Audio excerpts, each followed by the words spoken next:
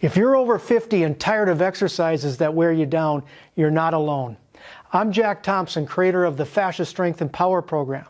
5 weeks ago, I released an exercise named Fascia Hopping to YouTube and was flooded with people commenting they felt younger, stronger, and less achy. Today I'm going to show an upgraded version of Fascia Hopping. I'll show an easier version first and then an advanced version. These new moves go beyond the last video to give you even more youth-like agility and spring-loaded fascia strength. To start, let me show you the critical setup to this exercise. The benefits in fascia hopping are in the details, so the setup is key if you want to build fascia strength to turn back the clock. First part of the setup is getting good posture. We never want to fascia hop on a poor structure, so we get our body aligned. I call this spring-loaded posture. This comes from my Fascia Strength and Power program. I'll leave a link below if you have any interest in that. But it's a little bit more than just good alignment. You'll see what I'm saying as we go along. But the first part of this posture setup is to suspend the head. So think of the crown of your head is just being pulled up a little bit, and you'll get this little stretch in the back of your neck. So don't tighten your neck and try to lift it. Just think of the crown of your head being suspended higher. Chin is level with the floor. Don't have it cocked or down. It's parallel to the floor.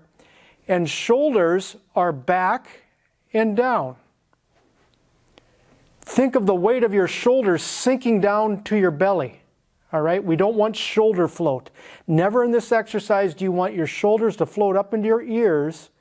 That disconnects your power. Okay? So we have shoulders stretching, or the weight of the shoulders. Don't try to do this with much effort. Just let the weight of your shoulders go down to your belly.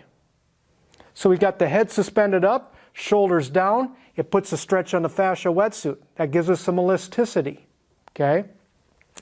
Now we're going to go left to right. Think your chest and your upper back being spread wider. And it's just a gentle internal stretch. We don't want any slouching, and we just want to get as much width across our top as we can. Now the fascia wetsuit is being stretched left to right a little more. That's more elasticity. All right, so we're in this good posture. My feet, I want about no more than shoulder width apart, and I want my toes to be straight forward. I don't want to be duck foot, and I don't want to be pigeon-toed. If you hop on pigeon-toed or duck feet, you will more likely reinforce the bad habits you have or the injuries, the pain you're dealing with, because you're out of proper structure. If we hop in alignment, we tend to fix the body. Okay? So make sure your feet are straight ahead, kind of like they're on two railroad tracks facing the same way. In this good alignment, now what I'm going to do is I'm going to start bouncing. Before we hop, we bounce. And I'm just going to raise my heels off the ground. All my weight is on the balls of my feet, and my toes are pressing off. And I just do this nice light bouncing. Just like this. Now my heel, I'm not having my heel flop up and down lopey like this. When I do that, all the energy dissipates out of that movement. So we don't want a lopey bounce. We don't want this. That's lopey. We want to keep the heel fairly fixed. It'll move a little bit and bounce just like this. Nice and easy. Make sure you're breathing. Stay in this good alignment. And find a rhythm. In every movement, even stillness, there's a rhythm. I'll do a video in the future about the rhythm of stillness. But anyways, find a little rhythm and be relaxed. Stay in your good structure. Now understand, the bouncing, a lot of you that have, let's say you're up in years or you got some injuries, knees, hips, the hopping I'm about to show in just a bit is maybe too aggressive for you at first. Every time you land when you hop, there's all that impact. This bouncing is a lot easier on the body. So I really recommend, if you're in question about your ability to hop, you start with bouncing. And maybe that's all you ever do.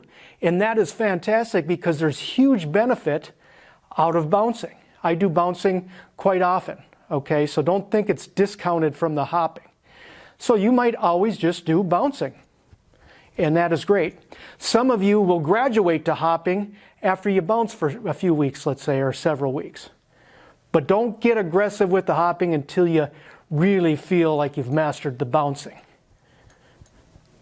Next thing is, where are you feeling it in your body as you bounce? I feel it in the back of my glutes, kind of in my hamstrings and my glutes. Every time I bounce, I feel glute activation. And you probably don't. The vast majority of you are going to feel it in your calves. Your calves are going to fatigue.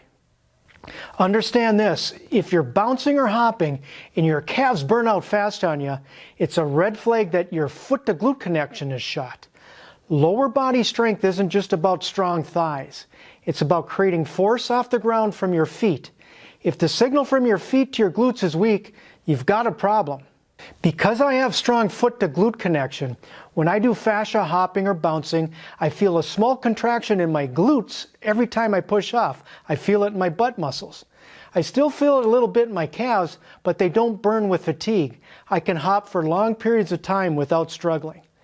If your glutes aren't firing when your foot presses off the ground, you're leaking power. It's kind of like a kink garden hose with crappy water pressure. There's just no power there. As you age, this connection fades.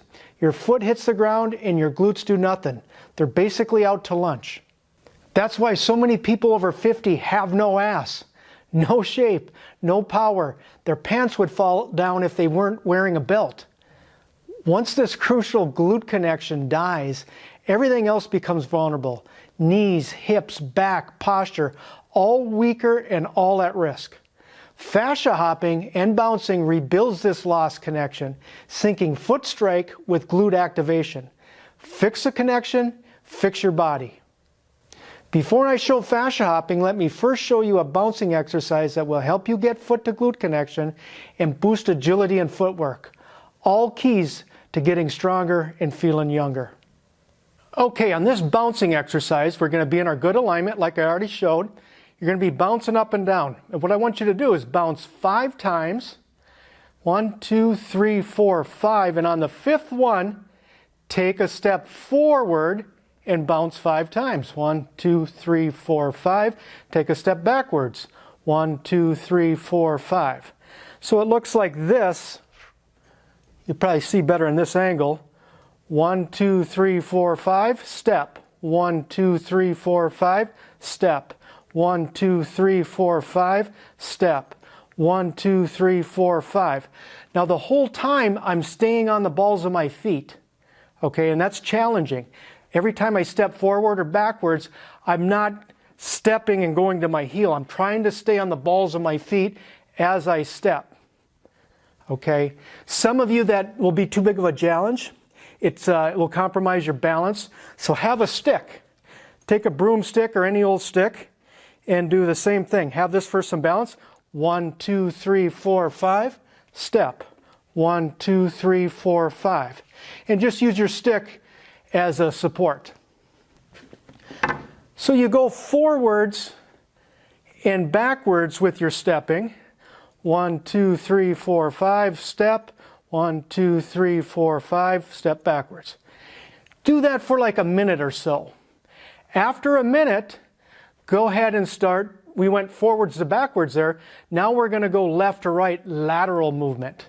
So same thing, bouncing. 1, 2, 3, 4, 5. Step to the side. 1, 2, 3, 4, 5. Step to the side. 1, 2, 3, 4, 5. And you do lateral back and forth for a minute. So we go up forwards and backwards for a minute, side to side for a minute. It gets you up to 2 minutes of some good training. Again, hopefully you're feeling it in your glutes. You're probably not gonna right away, but in time that'll happen. Okay, just, it'll take longer for some, your mileage will vary, but just stick with it.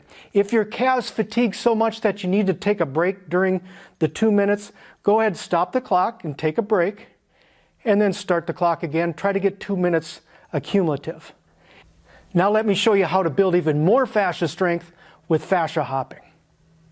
Okay, so we have the same setup as the bouncing. We're in our good alignment. And we did some bouncing. Nice warm up to the hopping, actually.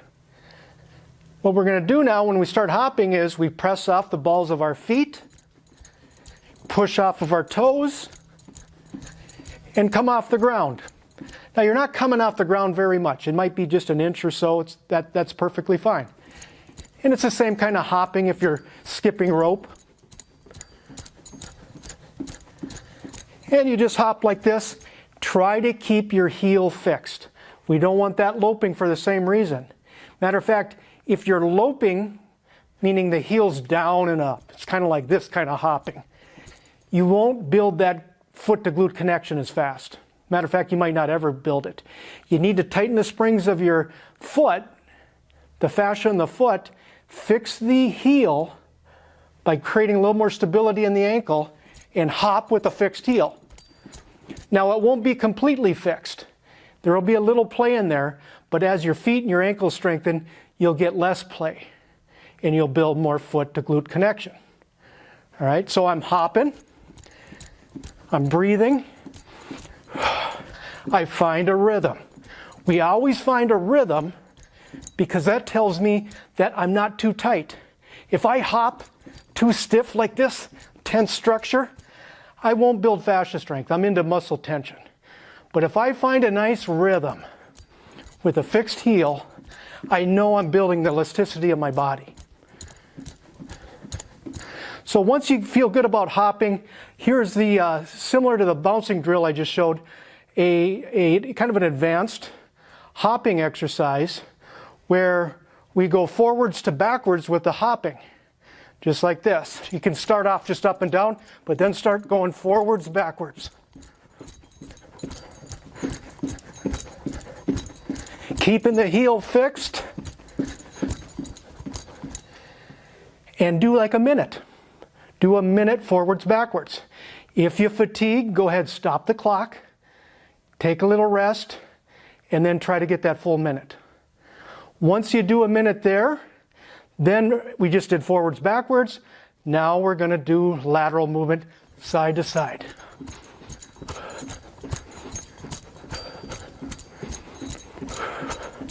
And again, find a rhythm. 2 minutes total. That's a great little workout to build fascia strength. Building foot to glute connection with hopping, bouncing, and other exercises can be life-changing. It's like unkinking a garden hose, suddenly the power starts to flow again. Some lucky people get the connection right away. For others, it takes weeks of consistent practice, even months. To speed things up, do the springboard feet exercises in my Fascia Strength and Power program. In fact, I just added a new drill to that program. It's an advanced extension of the hopping and bouncing you just saw today. If you already own the program, scroll to the bonus exercises at the bottom and look for the dynamic fascia hopping exercise. If you don't have the program yet, there's a link in the description down below. That's all I have for you today. See you on the next video.